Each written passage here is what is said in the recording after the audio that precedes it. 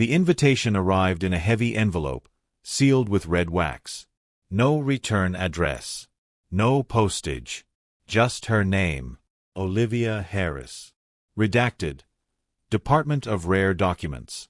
She broke the seal with a letter opener, expecting some eccentric academic prank. Instead, she found this. The Graymore Library welcomes your presence. A desk has been reserved. A chair prepared. Entry permitted. October 1st, November 1st. Silence is not optional. There was no signature. Only a faint watermark of an eye, inked into the parchment so subtly it seemed to blink when the page moved. Graymore Library wasn't on any university list she knew. She asked her supervisor. He paled. You got that invitation? You know it. I thought it had been. He stopped. Forget it. If they want you, you go. She asked where it was. He wrote an address on a napkin, hand trembling. No GPS. No phone service. Bring ink, not pens. The building stood alone, outside the northern edge of Oxford. Tall, moss-dark stone. 12 gabled windows. Iron-banded oak doors. No plaque. The driver who dropped her off refused to wait. As she approached, the doors opened with a moan. No one was there. Only a long hallway lined with shelves. Each shelf bore titles in no known language. Some had bindings made of waxed bark. Others, stitched vellum with teeth embedded along the spine. And some had no spine at all. At the far end of the reading room, a desk waited for her. A lamp flickered to life. A note lay on the blotter. Read what calls to you. Do not write your name. Leave before the final page. She sat down. The silence around her was unnatural. Not peaceful, watchful. Then, a book slid from the shelf on its own. It landed at her feet. No title. No spine. Just a cracked leather cover that pulsed when touched. She opened it. At first, only blank pages. Then, as she turned to the middle, words bled through. I see her now. She reads without knowing. Her breath warms the ink. She shivered. Looked around. No one. Then another line appeared, right before her eyes. Do not look behind you. Her breath caught. She turned. Nothing. Only an empty aisle, stretching into darkness. She ran her fingers across the text. It was still warm. When she turned to the final page, it was completely black, except for a single word etched in what looked like silver thread. Stay. She slammed the book shut. When she looked back up, the reading room had changed. The shelves were taller. The ceiling further away. And there was now a mirror on the far wall, one that hadn't been there before. In the mirror, she saw the room behind her. Shelves. Dust. Shadows. But there, in the reflection, someone stood at the desk behind her. Pale skin. Hollow eyes. Ink-stained robes. No face. Just paper where a face should be. She turned in panic. No one there. But on her desk, now open beside the first book, was a ledger titled, The Lost Names, and written in neat, inky script at the top of the next blank page.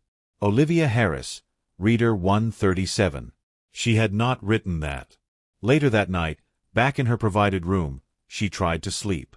But the shadows moved too much. And on her nightstand, the same book, the one without a spine, waited. Open again. This time, its page read. She hears the rustling now. It's not paper. It's breath. The next morning, Olivia found ash on her pillow. Not dust. Coarse, gray flecks that crumbled under her fingertips. She checked the fireplace. Cold. Unused. The door to her room had not been opened. But something had come in. And it had watched her. She returned to her desk, hoping it had all been a dream. But the library had changed again. The shelves now leaned inward like ribs. The ceiling swam with cobwebs shaped like letters. The air carried a heavy scent, old parchment and decay, layered thick like a shroud. On her blotter, a message had been left in clean ink. The Pale Hall is no longer sealed. Do not enter, unless the books invite you.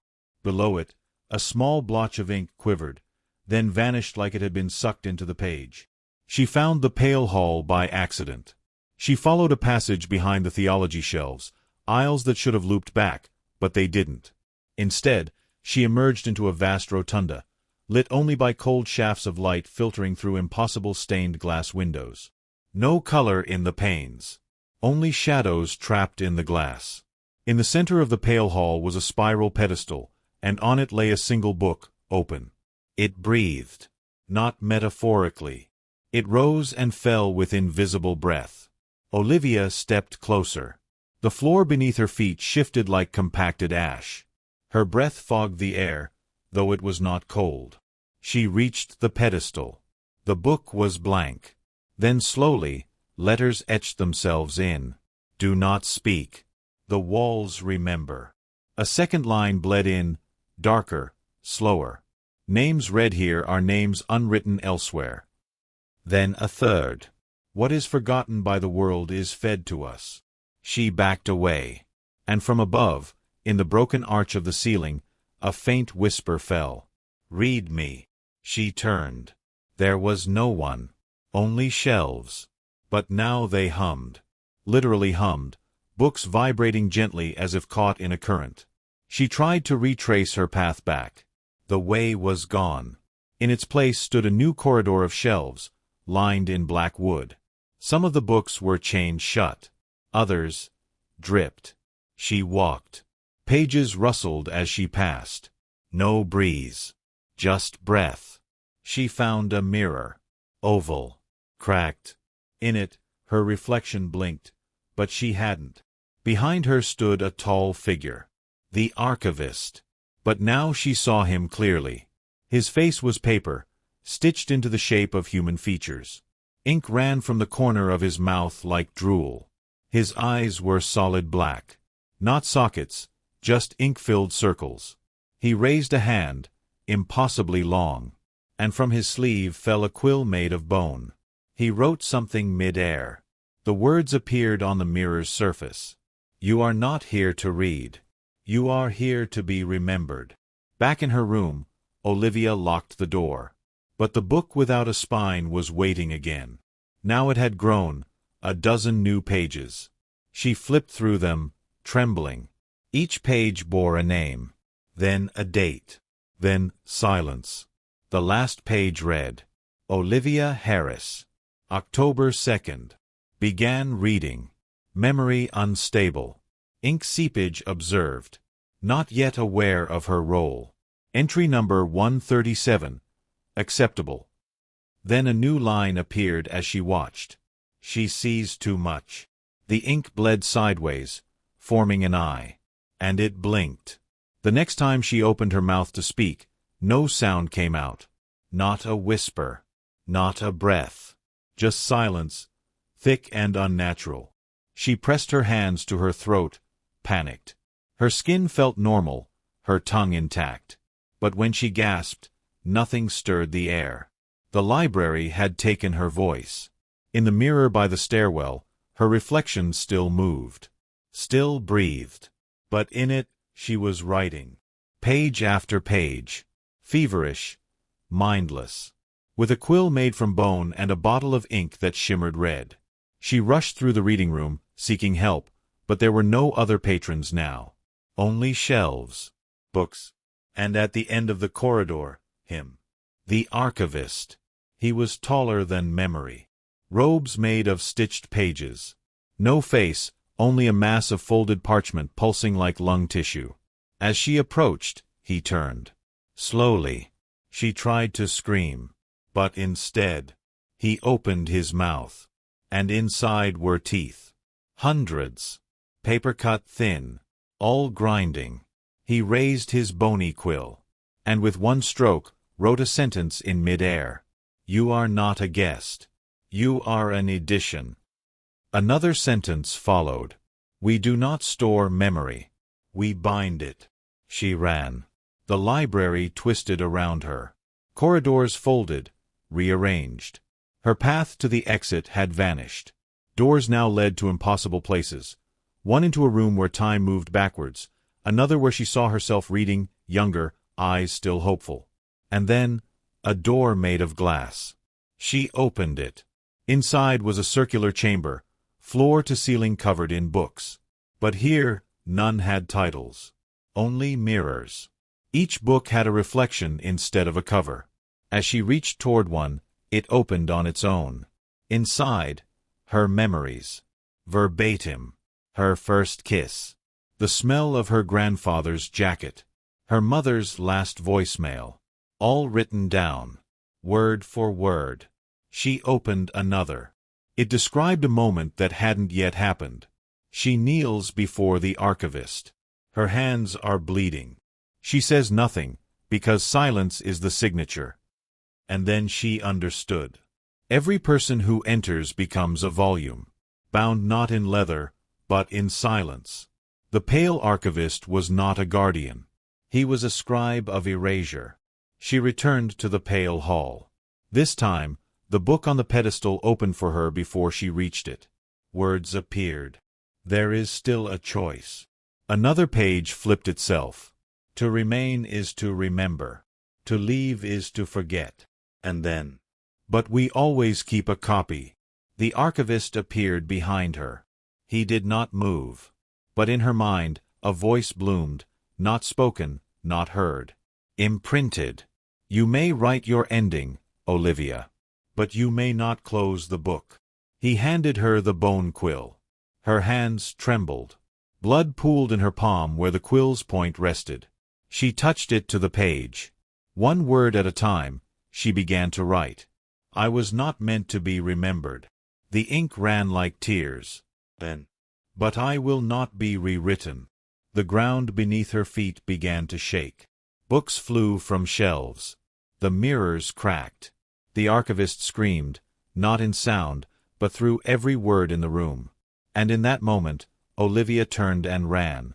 Not toward an exit, but toward the one shelf that still bore a name. Her name. The book waited. Blank. Unwritten. But as she reached for it, it closed itself. And whispered in her mind. She is not finished. Olivia awoke with ink in her mouth. Bitter.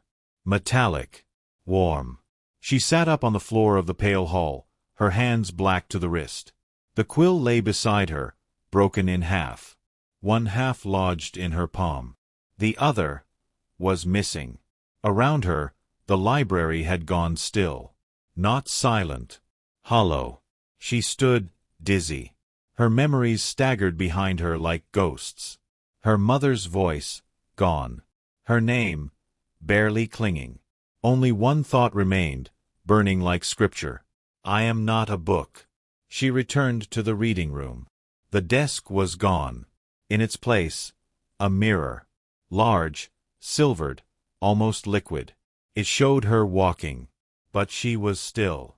The reflection blinked, then reached out, and placed a hand on the glass. Behind the mirror, something moved. Slowly. The archivist. But he was dissolving. His pages flaking. Teeth falling like splinters. He tried to write, but his hand shook. And for the first time, Olivia saw fear in a creature made of memory. He mouthed something. You wrote it wrong. Then came the sound. Like every book in the library closing at once. Then silence. Then wind, dry and terrible, rising from the shelves. Olivia felt it tugging at her skin. But no, not skin. Text. The words written into her, the ones she hadn't known were there, began to pull away, letter by letter.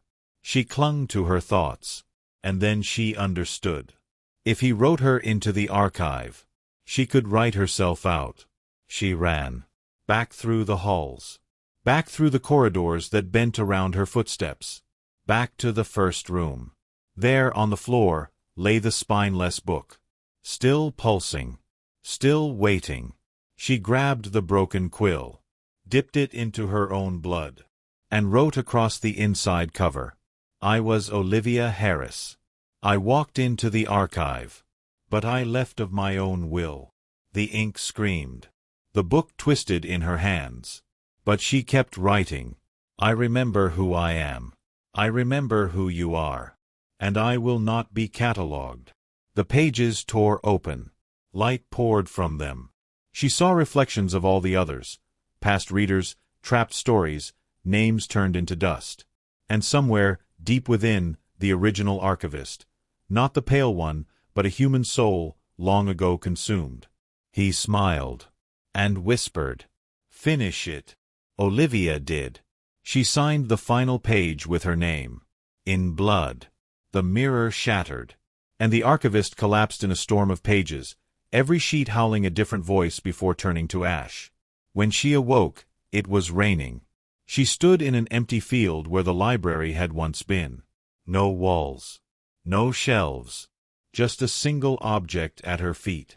A book. Its cover, cracked leather. Its spine, restored. Its title, She Who Writes Herself. She picked it up.